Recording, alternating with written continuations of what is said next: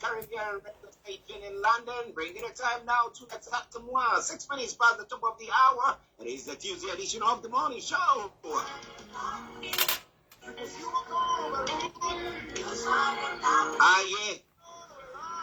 It's just an expression of your love to God.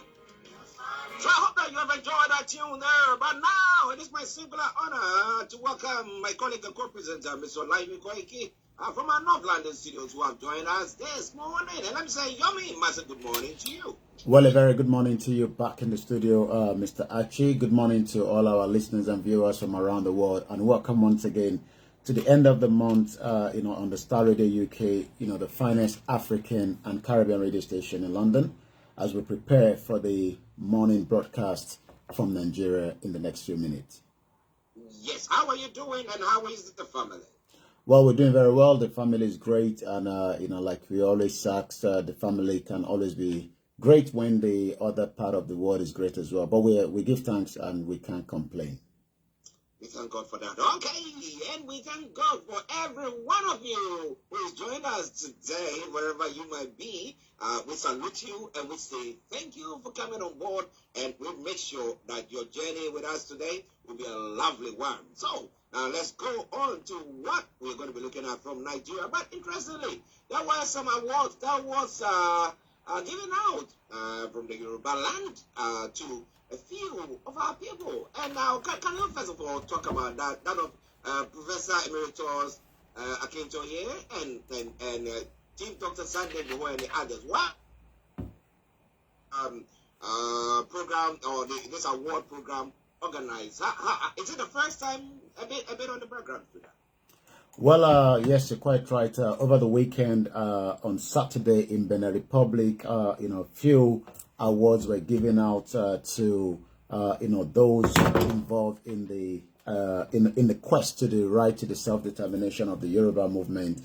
And as you earlier said, I've been listening to you. I know Bishop Adesina is right behind the screen there.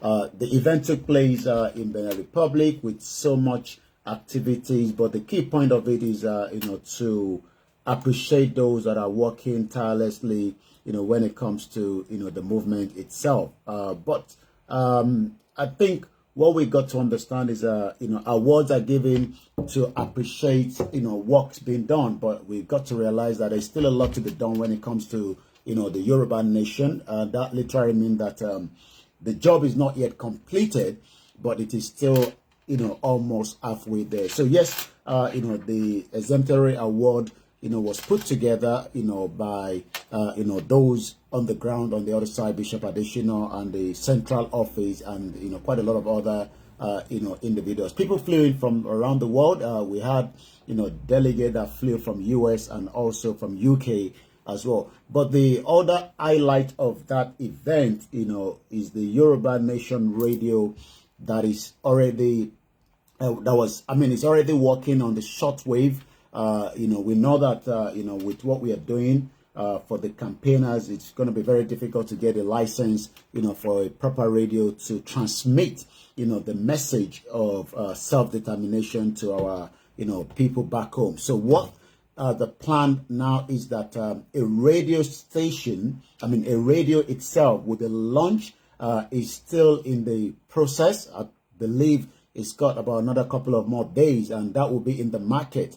And that easily allow you to tune in directly to the shortwave, and it can also be used to the FM, and it also has the touchlight. You can also charge it through the solar panel, the solar as well. So that, I think, is the most highlight of the event on Saturday. And I'll come back again to you in the studio, Mr. Archie. Well, listen, let's Starr Radio UK. I'm just from Nigeria. With Mr. Olayomi Koiki in our North London studios. I'm actually here in the South studios, and we will bring you everything that you need to know. But who received the awards on behalf of Professor Emeritus Akintoye and Dr. Sunday? Well, we know that they are not in the country. So how? No, Professor is in the country. It's just Professor is still in Benin. Professor is still in Benin Republic. The award was received himself, but when it comes to Chief Sunday Bowo's award, that was an award that would be received, that was received on his behalf, but that definitely will get to him in Germany as well. Okay, interesting. Now, is it the first time that they've organized anything of the sort? Well, yes. I mean, I think, when we look at the last 3 years of the movement, this is like the most highlighted award that you can think of, that has been organized. There's also the Yoruba Day that is being put together as well. That is coming up on the 2nd of December right here in London. That has to do with not those are even support of the Yoruba nation. It's just a general outing that is coming up in December for all the Yorubas that are living in the United Kingdom. Okay, interesting.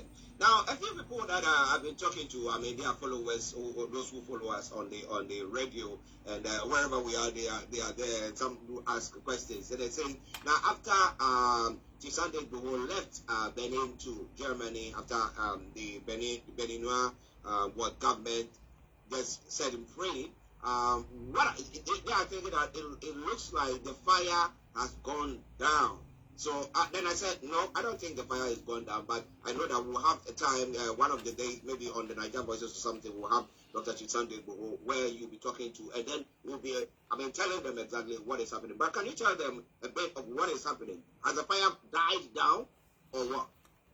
Well, let's put it in the context of, the Scottish campaigners as well. You've got to look at it that the Scottish are asking for the same thing that the Yoruba people are asking for. And that literally means that, it is not happening straight away.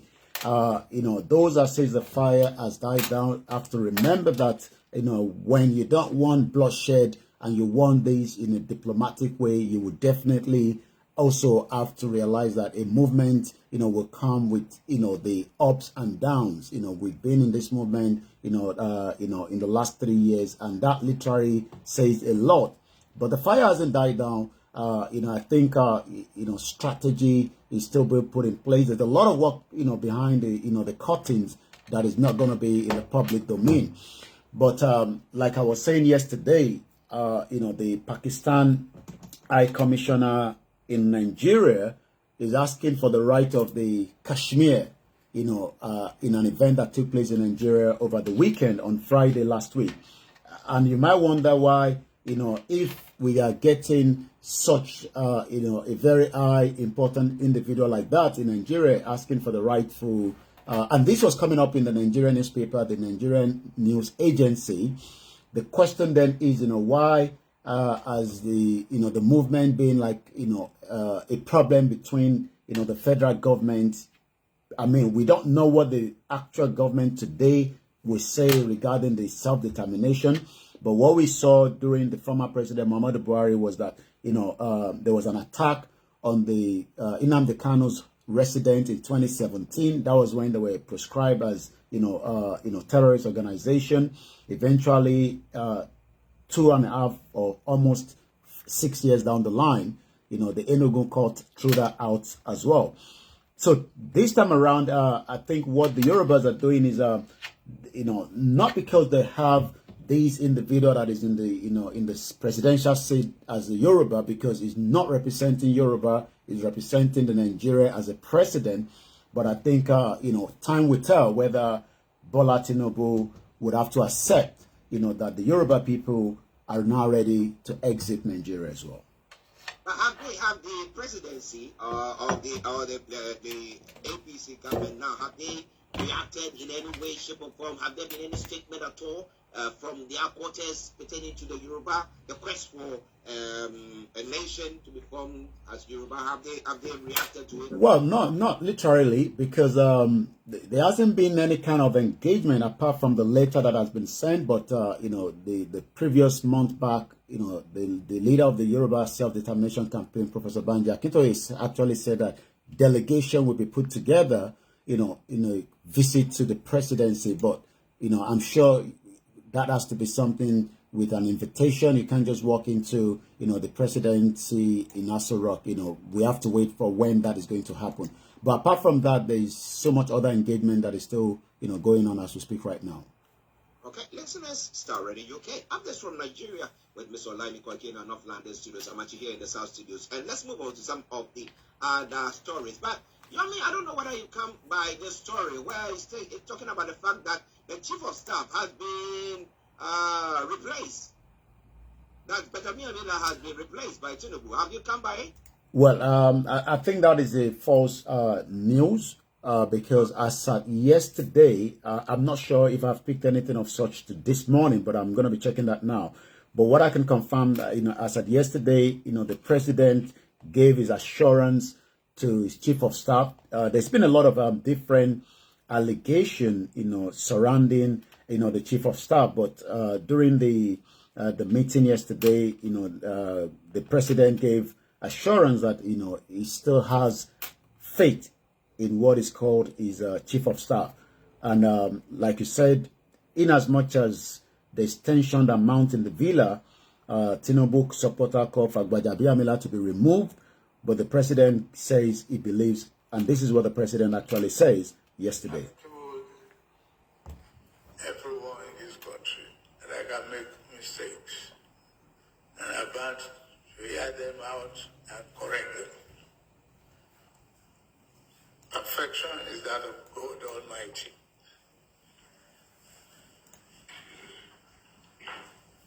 I have absolute confidence on the integrity of my Sorry, we lost. Yeah.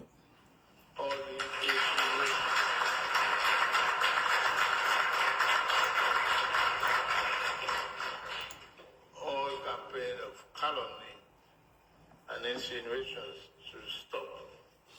The buck stop here. Well, the bus stop there, it also made a lot of, it seems that Aso Rock has been probably left open. So the president, was a little bit adamant that, we must not allow anyone to just walk into certain meetings. He also expects that his speech has to be ready ahead of time so that he can also look into it, and also something that he has to check through is chief of staff as well. So as you can tell, there's a new sheriff in town. It seems that probably maybe some individuals are getting carried away, and the president is now reminding them that he's still in charge, and that means that things has to be done accordingly in the proper way, not probably maybe when he was a governor in Lagos State. Okay. Let me congratulate Bishop Adesina as well. He was also made officer of the Order of Yoruba land. Congratulations. Okay. Now let's come to some of the other stories making the rounds. Well, why is the APC chief telling Tinubu to be like Awolowo?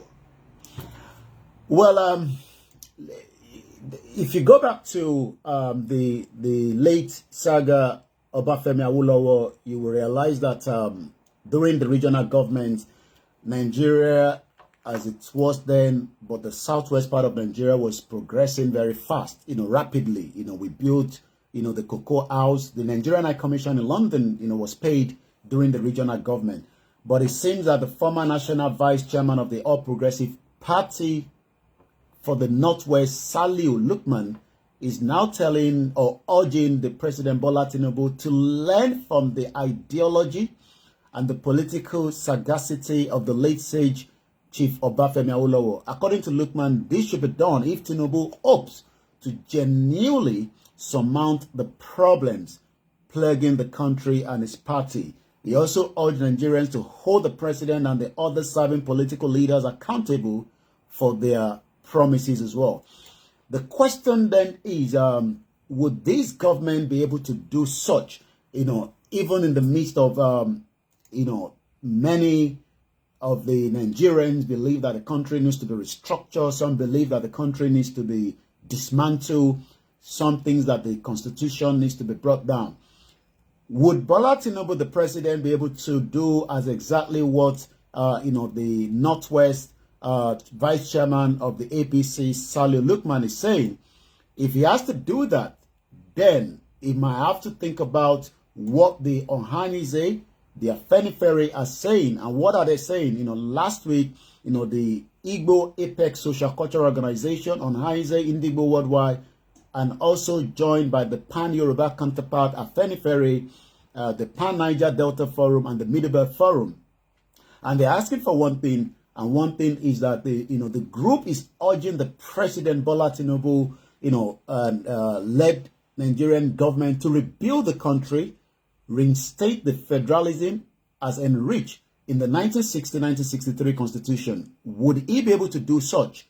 Time will tell. Well, only time will tell. Only time will tell. And we'll all be here to monitor that. But listeners, it is Starr Radio UK. Now let's move on to some other of the stories making the rounds there as well. And this time around, pertaining to Tinubu calling Atiku Abubakar an anarchist. A theme. No, it's the other way around. Atiku. Atiku, okay. It's the other way around, right? It's a typo. It's a typo then. Atiku calling Tinubu an anarchist and a thief. Why is he saying that? Well, yesterday we talked about, we reviewed back the Supreme Court, judgment, decision that, Tinubu remains the president. It seems that Atiku is still very bitter, if you want to put it that way. But maybe what Atiku believes is that, Tinubu, Tinubu calls Atiku Abubakar anarchist. Sorry, I'm the one mixing it up. Sorry, it's the other way around. It's the way around. It is not the way you actually said it was the right way. Remember that Atiku, we played the audio yesterday while we were live. Atiku, says, the Tinubu, a lot of things were said yesterday, but it seems that while ignoring a certificate forgery that was issued, raised by Atiku Abubakar, Mr. Tinubu called the opposition candidate hypocrite, says that Abubakar is one of the Africa worst kleptocrats. Also, it says that there is just demog and anarchists in the response to what the vice president was saying yesterday. This is an outburst over what is still taking place when it comes to the Supreme Court rejection of the new certificate forgery. Well, Atiku is 77. Will he be able to come back, in the next 4 years? He'll probably decide that later on. But for now, nobody knows what is going to happen. But as we say, politics is all about the white fire. This statement is coming from, Bayo Onanuga, one of the 8, reacting to the press conference on Monday to Atiku Abubakar. Okay. Listeners, it is Starr Radio UK, still bringing you all that you need to know. Aziz, good morning to you, Mr. Archie, my brother Koiki, and the rest of the Starr Radio team in London. We salute you, Aziz. I hope you are doing very, very well. And we are bringing you everything else that you need to know. But interestingly, well, a truckload of what? And how come they managed to find it? And how come the drivers just decide to just jet off like a flight? Yomi, tell us more. Nigeria has a lot of mineral resources, and it seems that some of those are either being stolen without being well accounted for. As you said in that headline, I'm just trying to get that headline back. Bear with me there. I think we will. Okay, I got it right here. Yes, 6 trucks were all intercepted, in Taraba State. But it seems that just in time, the drivers fled. Are we saying that the 6 drivers or 1 driver? Let's go into the story. The trucks were moved to Jalingo, the state capital, from where they were intercepted after the drivers fled. According to the Taraba State government, in collaboration with the Nigerian army, have intercepted and confiscated 6 trucks carrying illegal mined fluoride and lithium. Remember that these are very, very important mineral resources that could generate a lot of income, for the government. But it seems that some individuals, either local or international, are trying to extract some of these, mineral resources, but doing so illegally. The current minister on that section is Dele Alake, and I'm sure, they'll probably be looking into how they can tackle some of these menaces as well. They said mineral resources were explored from Aquana community in Wukare local government area of the state, and were being taken to Port Harcourt and Enugu when the trucks carrying them were intercepted.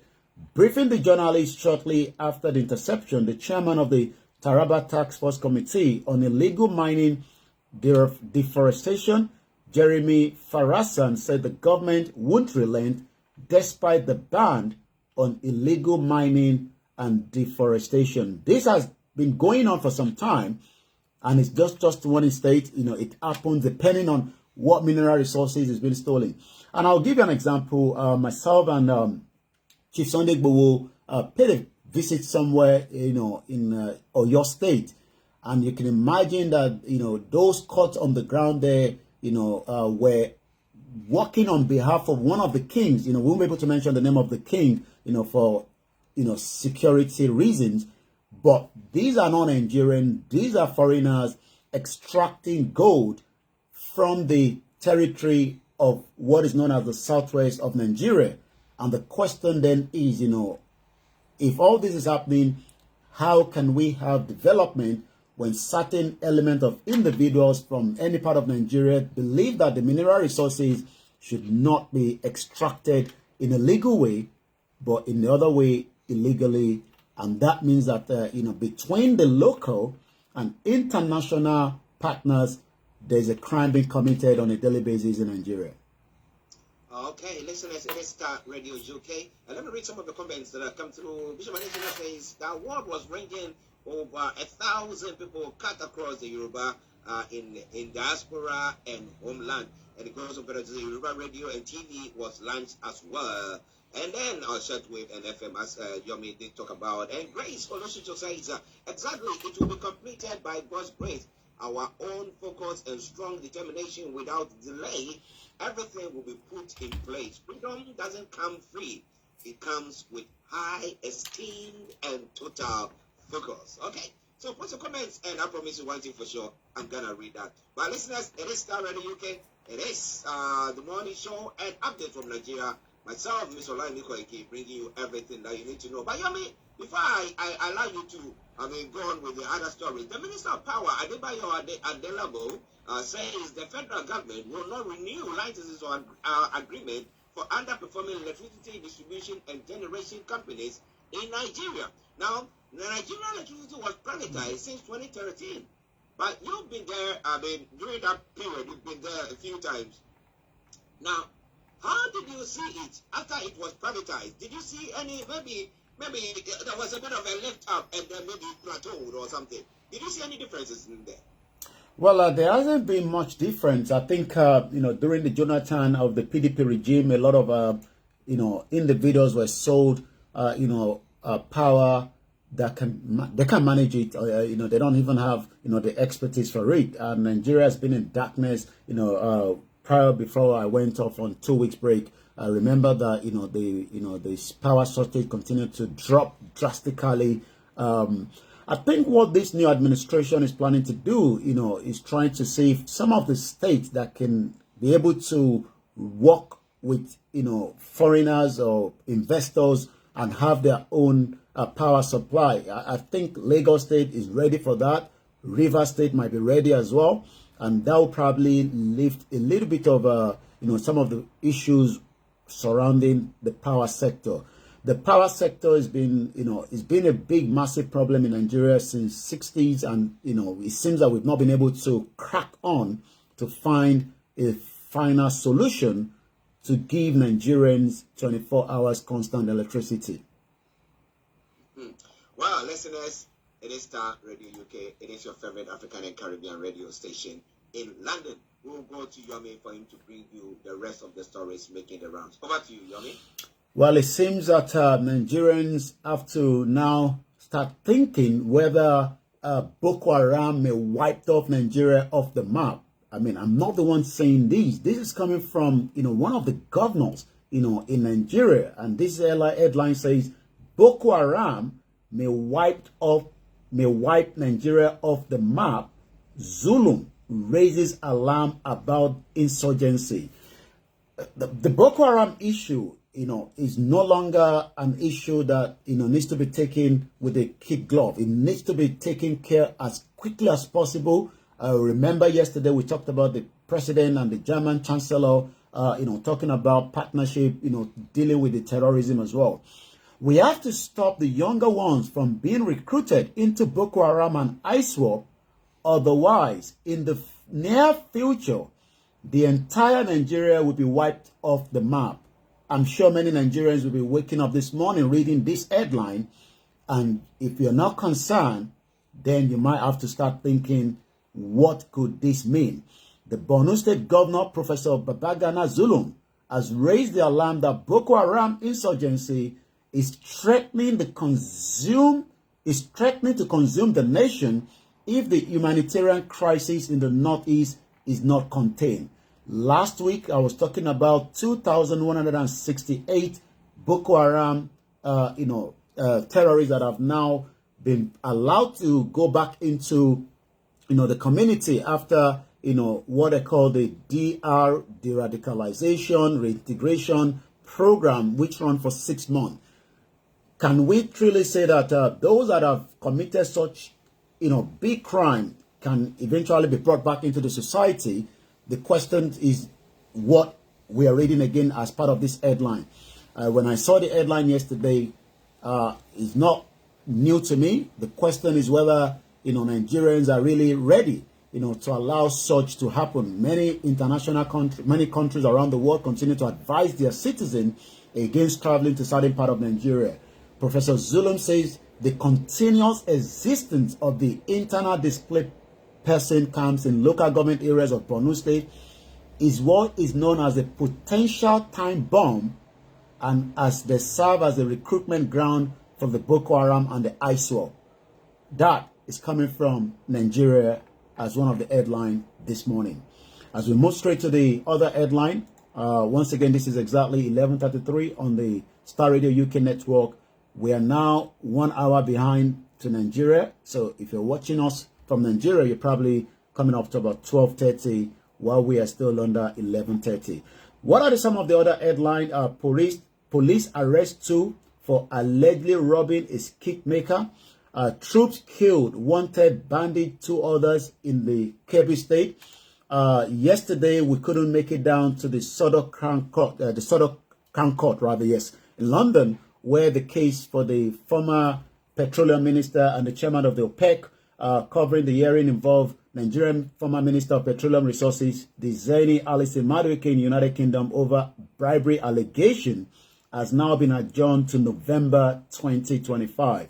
Alison Madueke, the first female president of the Organization of the Petroleum Exporting Countries, on trial for alleging accepting a 100,000 bribe and some other as well. According to the case that took place from the Westminster Magistrate Court, went into the Southern Crown Court. She was given a bail condition up to £70,000 and also with the electronic tag, not allowing her to leave home just after 11 p.m. Let's come back again to some of the headlines coming out of Nigeria, once again on the finest African and Caribbean radio station in London. There's a particular individual known as Dr. Zaki Nek that went to Nigeria, and this has now generated a lot of controversy, a lot of conversation with his post on this X space. And what is the post all about? He went to Nigeria, but he actually said that he met with the Nigeria, interaction with the Muslim Air Force, Nigeria Air Force at Abuja Airport. Many Nigerians are now asking again, are we an Islamic country? Not just that particular. He also took a picture with what is called interaction with Muslim immigration, the Nigerian immigration at Abuja Airport. This has now generated a lot of conversation on his X page with about 127,000 followers. The reason why he's visited Nigeria is because on the invitation from the Sultan of Sokoto, where he also says interaction with the head of state. I'm not sure Sultan of Sokoto is the head of state. Probably maybe he wasn't aware, or should we say that is the Sultan of Sokoto controlling Nigeria, because if he's saying interaction with the head of state, Sultan Mohammed Sahid, Sultan of Sokoto, again, a lot of reaction is coming under that particular post. And let's read some of those comments quickly. The Sultan should outrightly condemn and disown this. This man has been sowing seed of discord. I hope the Sultan is not complicit. Also, we have a president, even though he doesn't have the mandate of the majority. Sultan is not the head of any state in Nigeria. This is actually looking deliberately and provocative as well. So you can tell that I'm not too sure why these posts has come up from this, scholar. But again, many Nigerians are saying maybe the Muslim ticket, or are we saying the Islamization of Nigeria? I'll leave that to Nigerians, to talk around that, in the program. Yesterday was another drama as, Wike loyalists moved to impeach Fubara. Fubara is the current governor of Rivers State. There was fire at the assembly. There was impeachment. The governor was even shot by security operatives. And you might be asking why. The reason is because it seems that the loyalty between the governor and the former governor, Wike, that is currently the FCT minister, doesn't seem to be working anymore. And that means that, there was a lot happening right there. Moved by 24 members of the Rivers State House of Assembly to impeach Governor Similaya Fubara resulted in turbulence in the state yesterday as the governor's loyalists stormed the assembly complex in protest against the plot. This came after the bombing of the State House Assembly located along Moscow Road in Port Harcourt by suspected arsonists on Sunday. A section of the chamber was damaged and some property was destroyed. The question again is, what kind of politics do we practice, in Africa? And as many also have intervened, that the federal government of the President Bola Tinubu must now intervene quickly. The lawmakers who were believed to be loyal to the immediate past Rivers State governor wanted to remove, the current governor as well. As that happened, also the governor decided to take down all the local government chairman, also remove the chief judge, also sack his own chief of staff as well. He can no longer trust any of these. So you can tell that there is a lot of drama in Nigeria most of the time. We take one more, then we go straight to the social media. History won't forget Syria loser Atiku for not placing Nigeria above personal interest. That is coming again as one of the headlines. Let's talk about immigration. In UK, around October 16, there was these, awareness to allow Nigerians that are living in UK to meet up in Manchester for a 5-day capture for those interested in, having the Nigerian passport. But as usual, the one Nigerianness or the Nigeria not happen to you literally took place right here in London, Manchester.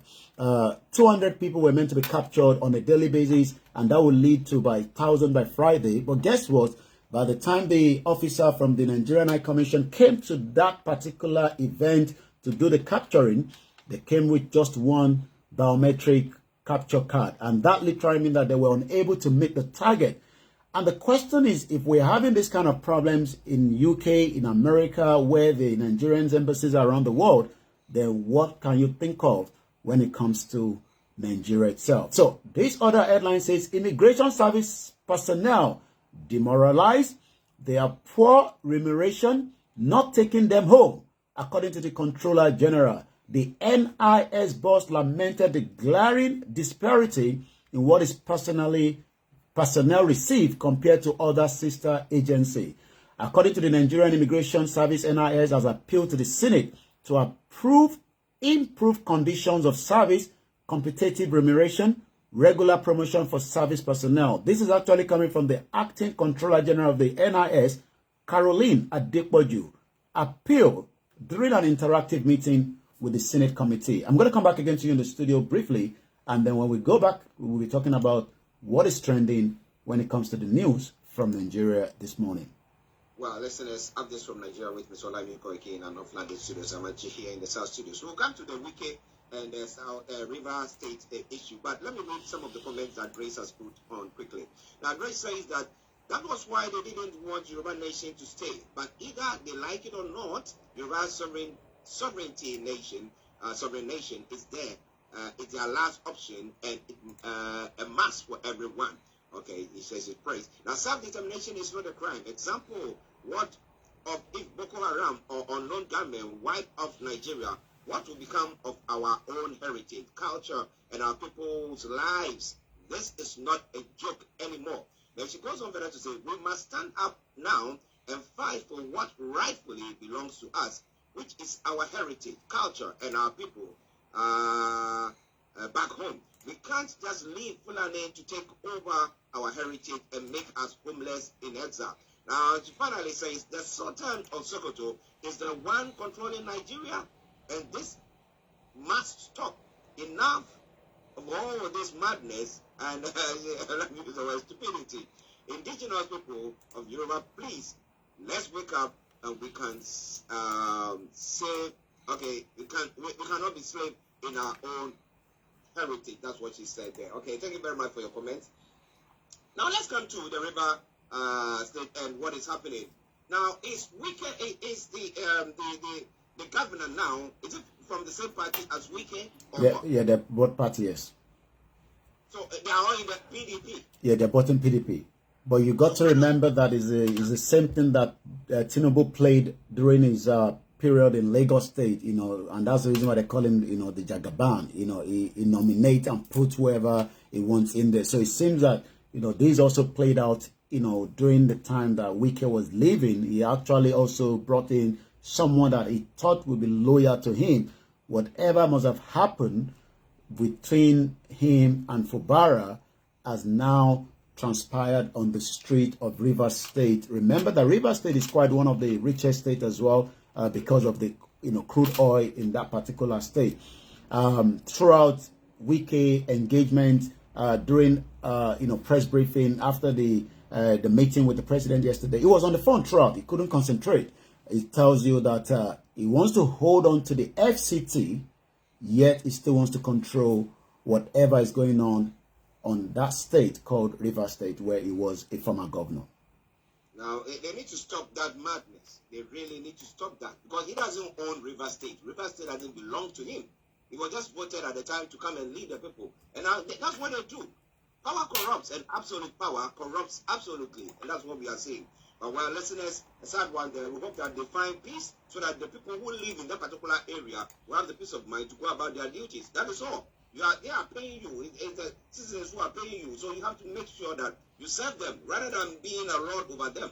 Well. Starr Radio UK. Yami, let's go to the social media. Well, the social media has been going very when it comes to a Nigerian police officer that was unable to sing the Nigerian national anthem, and that has now turned to a lot of ringtone.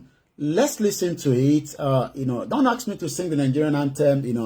Like I said always, I am a proud Yoruba nationalist. I can sing the Yoruba anthem to you. I know the Nigerian anthem, but I don't think it's something I would love to sing anymore. Let's listen to what and how, right in front of also the governor of Imo State.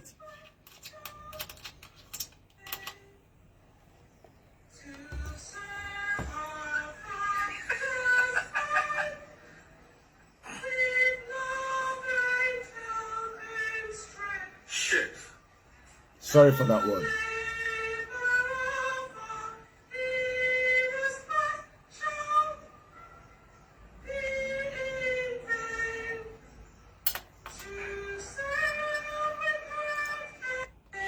Well, you can tell that that has now gone. The video has gone viral on the social media. And let's quickly read what the comments are.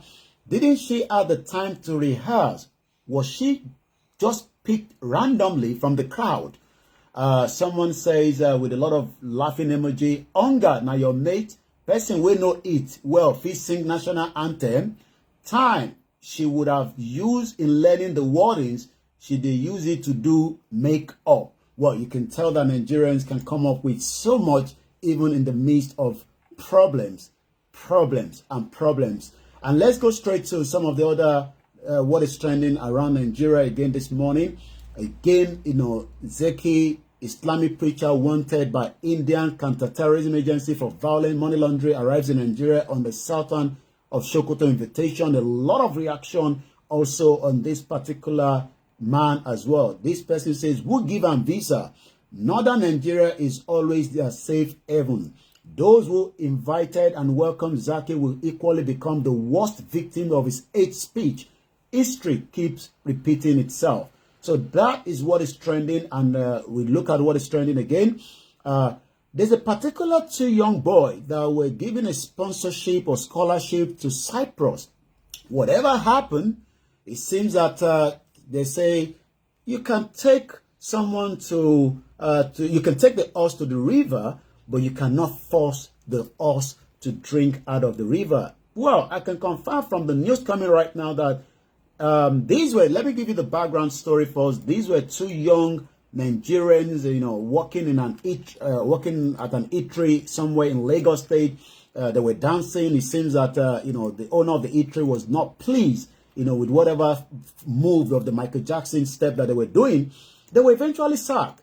Nigerians reacted quickly, and, a particular religious center got interested in their case, took them out of Nigeria, and it has been one backfire or the other. They collared the man that brought them out of Nigeria for whatever reason, for abandoning them. I remember my wife keeps saying that, if they were taken out of, Nigeria, they can also help themselves.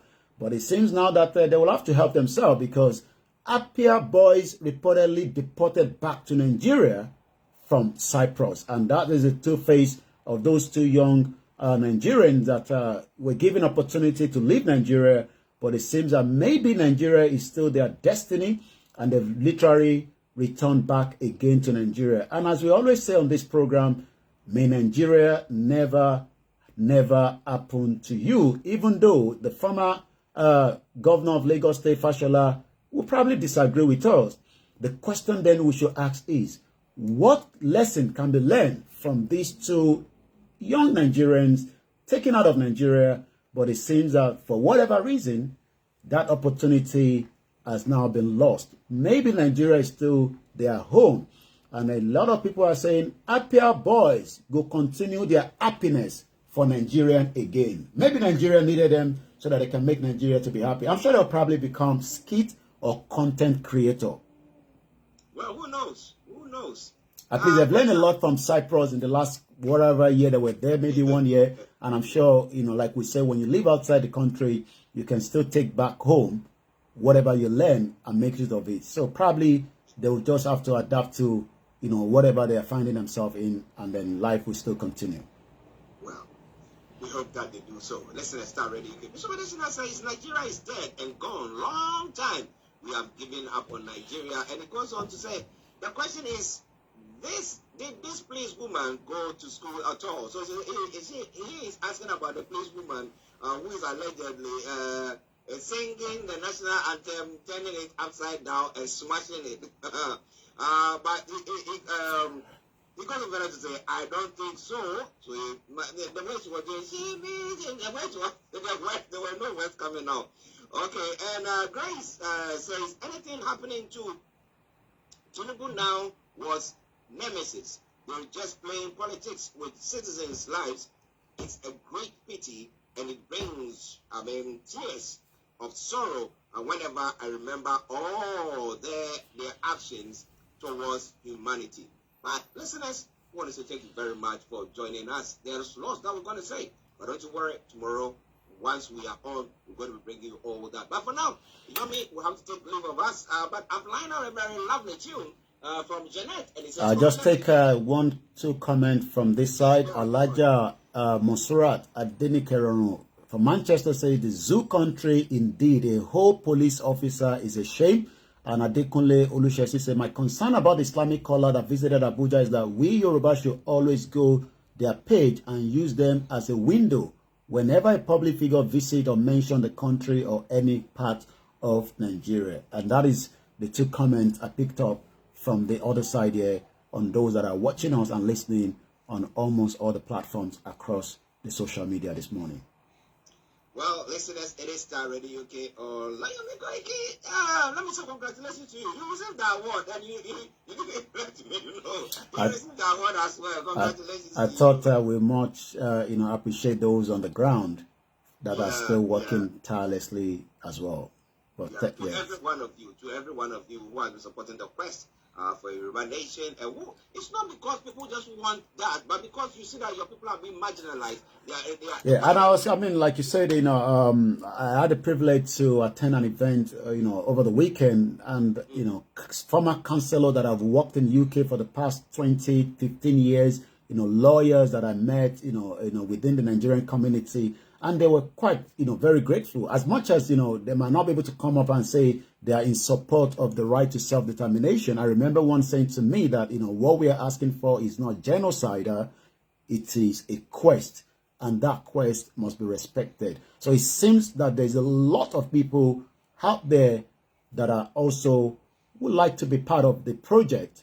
But sometimes because of one reason or the other, or the nature of their job in UK, they've decided to a little bit quiet and watch behind the scene. Okay. Bishop Adensina says, Yomi's award was Officer of the Order of Yoruba Land. Congratulations to you and to every one of you who received the award. It may not be just a placard you're putting in your room, but may it actually put something in you and then continue the quest for that geographical area to become a place of safety where people can go and progress in their lives and their works as well. Yomi, let me say thank you very much for that wonderful update. Thank you so much, and join you again tomorrow. And bye for now. Bye. Okay, listeners, that has been Mr. Olayomi Koiki bringing you updates from Nigeria. We're going to take the tune from Janet, and it's to all of you all the award winners there, or who are awarded there, and to you who behind the scenes have to work and do other things supporting the quest for this. All right, I'm going to have to go as usual, and we'll come back for our program later. Thank you so much. Have a very good morning. I'll be back within the next an hour maximum. There's a lot to talk about, and it might be a little bit hot. Don't miss it. Bye for now.